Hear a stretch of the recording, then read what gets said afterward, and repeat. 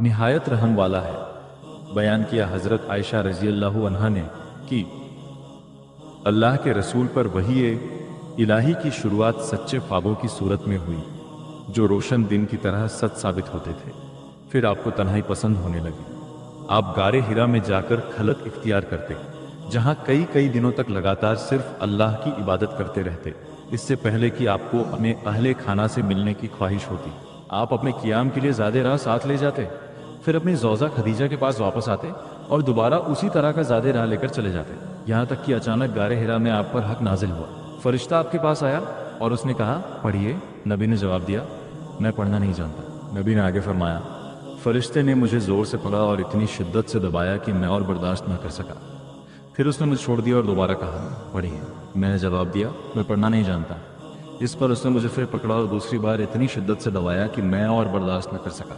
फिर उसने मुझे छोड़ दिया और फिर कहा, पढ़िए। लेकिन मैंने फिर जवाब दिया, मैं पढ़ना नहीं जानता, या मैं क्या पढ़ूं। इस पर उसने तीसरी बार मुझे पकड़ा और दबाया, फिर छोड़ दिया और कहा, अपने रब के नाम से पढ़िए जिसने हर चीज़ को पैदा किया, इंसान को जमे हुए खून के लोथड़े से पैदा किया। पढ़िए, और आपका रब सबसे ज़्यादा करम वाला है। फिर अल्लाह के रसूल वही लेकर वापस लौटे, उस हालत में कि आपका दिल ज़ोर ज़ोर से धड़क रहा था। आप खदीजा बिन्त खुवैलिद के पास आए और फरमाया, मुझे उड़ा दो, मुझे उड़ा दो। लोगों ने आपको उड़ा दिया, यहाँ तक कि आपका खौफ दूर हो गया। फिर आपने उन्हें सारा वाक़या सुना और फरमाया, मुझे अपने बारे में अंदेशा है। खदीजा ने जवाब दिया, हरगिज़ नहीं, अल्लाह की कसम, अल्लाह आपको कभी रुस्वा नहीं करेगा।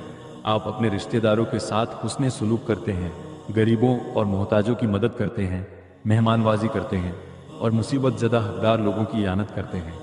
फिर खदीजा आपको अपने चचाजाद भाई वर्का बिन नौफल बिन असद बिन अब्दुल उज़्ज़ा के पास ले गई, जो ज़माना जाहिलियत में ईसाई हो गए थे और इब्रानी हरूफ में लिखा करते थे। अल्लाह जितना चाहता वह इंजील से इब्रानी ज़बान में लिखा करते थे। वह एक बूढ़े आदमी थे और उनकी बीनाई जा चुकी थी।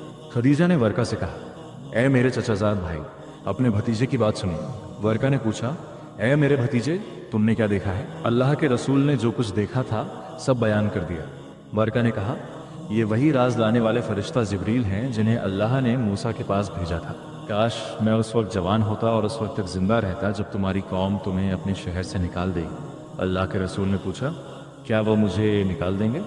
वर्का ने हामी में जवाब दिया और कहा, जो भी शख्स तुम्हारी लाई हुई चीज़ जैसी चीज़ लेकर आया उसके साथ दुश्मनी की गई, और अगर मैं उस दिन तक जिंदा रहा जब तुम्हें निकाला जाएगा तो मैं पूरी कुव्वत से तुम्हारी मदद करूंगा।